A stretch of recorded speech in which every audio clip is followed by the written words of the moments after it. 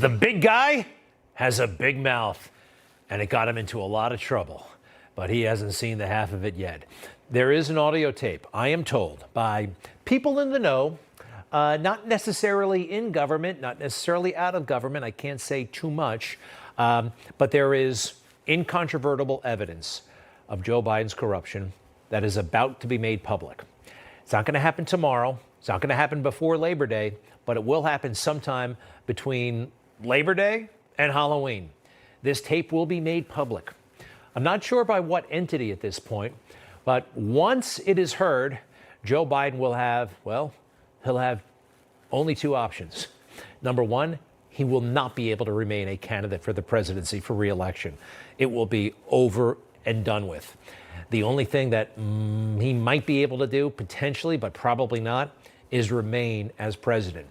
I am told this tape is that incriminating, and they're worried about it right now at the White House. They know about it. They know it's out there. There may be more than one, and it makes a lot of sense, doesn't it? I mean, let's pretend for a moment that this congressman from New York, Goldman is his name, let's pretend for a moment that he's right about whatever it is he heard. Listen.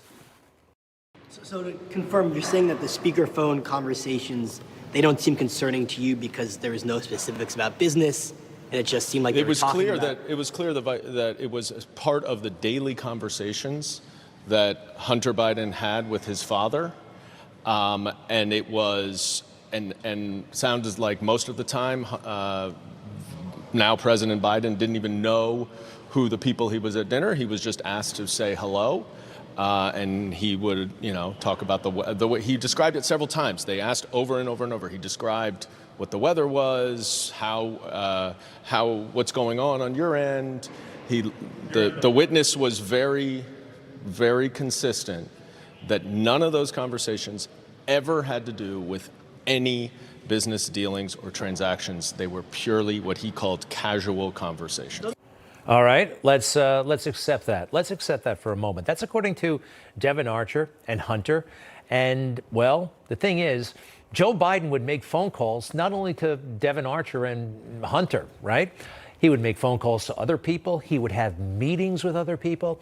And Joe became a big shot all the way back in the 1970s.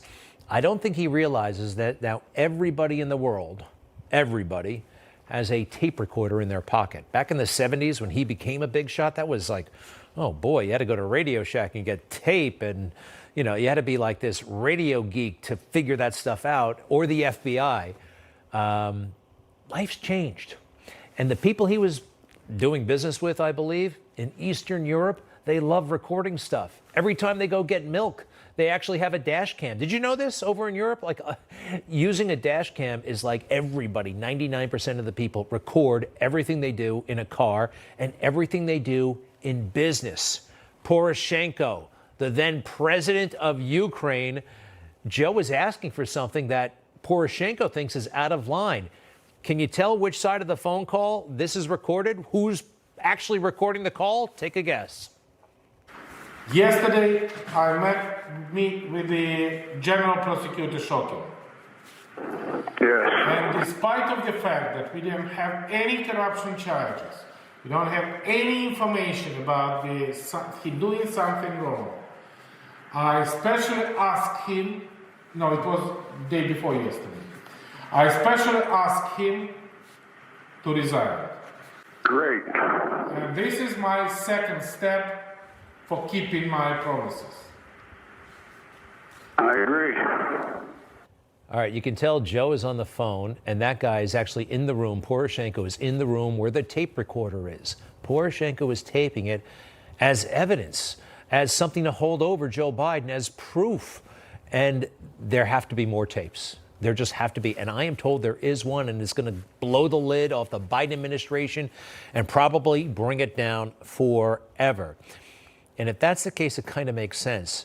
If you knew you were about to be fired or demoted or, kicked out of something, would you really break a sweat at whatever it is you're doing? You know what I mean? When Joe went to the beach, this was a signal to me that he gave up, that he knows his time is up. that it's coming. The walls are closing in, as they used to like to say about Donald Trump. Going to the beach, going for a bike ride, blowing off basic questions, say about Hawaii. He can't be bothered. It's all about himself now. It's all about survival and planning his life after the presidency and trying to protect himself as much as possible. The country, we are not on Joe Biden's mind. We are not. And if this pans out the way I think it is, it shows once again that Donald Trump was right. I don't make money from China. You do. I don't make money from Ukraine. You do. I don't make money from Russia. You made $3.5 million, Joe, and your son gave you. They even have a statement that we have to give 10% to the big man. You're the big man, I think. I don't know. Maybe you're not, but you're the big man, I think. Your son said we have to give 10% to the big man. Joe, what's that all about? It's terrible. It is terrible, and he was right. And watch how the media covered up for him, even in the heat of that moment. Respond, and then we're going to have follow-up If this stuff is true about Russia, Ukraine, China, other countries, Iraq, if this is true, then he's a corrupt politician. Right. So don't give me the stuff about how you're this innocent baby. Joe, they're calling you a corrupt politician. President Trump, I want to stay on the issue of race. We're talking about the issue. Laptop from hell. President Trump, we're talking about race right now, and I do want to stay on the issue of race. How about that, huh? Wants to stay on the issue of race, the phony issue that they manufacture, that they designed to blow up the country. Fascinating, right? And then the media, of course, spun. Everything Donald Trump said has been essentially proven by the House Oversight Committee. And what did they accuse him of back then? Last night, Trump made clear his closing argument is just lies, lies, and more lies, flooding the zone with a deluge of outright false claims. He covers up all those deficits by attacking Hunter Biden and trying to dirty up Biden. He maligned Joe Biden's son tonight, invoked unverified allegations against him, doubled down on this narrative about Hunter Biden, which conservatives have been pushing for years. This time, he was just a slow-moving manufacturer of lie after lie after lie after lie. So they actually talked about, they said this out loud. Maybe we have to come up with a procedure to cut the microphones every time Donald Trump utters something that's not true. They actually thought about doing that and implemented a system where they could turn off the mics if they didn't like what Trump was saying. Anyway, fast forward 3 years, and the media, oh yeah, he was right all along. Yeah, on some little watched Sunday show, CNN admitted it. Kessler wrote, Hunter Biden reported nearly $2.4 million in income in 2017 and $2.2 million in income in 2018, most of which came from Chinese or Ukrainian interests. But this directly goes against what Joe Biden said in the debate in 2020 with Donald Trump. I mean, Trump was right. I mean, he did make a fortune from China, and Joe Biden was wrong. Yeah, they're all like, yeah. Is that front page news? Is that, no, they still insist, vast portions of CNN, the White House, that's fake news. No, it's established. It was admitted by Hunter Biden's own lawyers that they got money from China. Trump was right. So how do we avoid a situation like Joe Biden again, right? A career politician, not much going on in the brain department, full of ambition, but no ability. How do we avoid that? Well, I have to go to the fake news for a second because they actually had an interesting idea. Now, the title of this story, Elections Are Bad for Democracy, it got everybody upset and everybody was running around like, how could they say such a thing? And it does seem like a totally outlandish and silly title, but it was an eye catcher. And I read the story. And what they're saying is, what this guy is saying, maybe we should do what the ancient Greeks did. Now, the ancient Greeks, they invented democracy. You got to remember that, okay? These are the experts. What did they have? They had basically a system where they would pick random people from the city to be in charge of the city, kind of like a modern day jury pool. You show up for jury duty. You've ever done that? I did it once. They wouldn't let me on the jury. They didn't like my answers, but it was kind of a fun process. And if I got on the jury, I would have done my best. But it's random.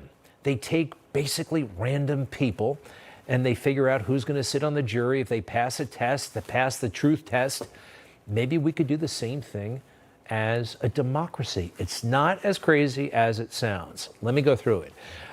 When you're anointed by the group, it can quickly go to your head. I'm the chosen one. The group being the electorate, the chosen one being whoever we voted for. Next, please. When you know you're picked at random, you don't experience enough power to be corrupted by it. And that's where Joe Biden went terribly, terribly wrong a very long time ago. 1974, he's like 30, 31 years old. Look at how cocky he is. He really thinks he's special. As the youngest member of the Senate, the one, therefore, who may expect the longest career there, I wonder if you'd say to us, since it's clear that you're not corrupt and you got elected, why should people think that the system produces corrupt results when there you are? Well, I'm not sure you should assume I'm not corrupt, but thank you for that, though. The arrogance of that statement, don't assume I'm not corrupt, that would be a very false assumption. 29 years old, he gets elected. He gets lucky in a state that's the size of, well, there are counties all over the country bigger than Delaware, so he thinks he's special. That's number one. Check this out. The fortunate thing is I didn't have many larger contributors, and the only reason, see, I went to the big guys for the money. I was ready to prostitute myself in the manner in which I talk about it. You know, if we picked leaders like we do for a jury, you wouldn't have to prostitute yourself. And we would never get a guy who's proud of prostituting themselves to get elected, to be something rather than do something. I mean, this is somebody who is mentally unwell. In the prime of his life, he stood there and lied like crazy. What law school did you attend, and where did you place in that class? And the other question is, could you quickly, I think I probably have a much higher IQ than you do, I suspect. I went to law school on a full academic scholarship, the only one in my class to have a full academic scholarship. In the first year in law school, I decided I didn't want to be in law school and ended up in the bottom two-thirds of my class, and then decided I wanted to stay, went back to law school, and in fact ended up in the top half of my class. I won the international moot court competition. I was the outstanding student in the political science department at the end of my year. I graduated with 3 degrees from undergraduate school and 165 credits, only need 123 credits, and I'd be delighted to sit down and compare my IQ to yours if you'd like, Frank. He just lied like crazy, and he's got a smile on his face, boasting about how big his IQ is. This is somebody who's been corrupted by power. This is somebody who thinks he's special because he got a few thousand people to vote for him, that he must be better than everybody else. He has a superiority complex.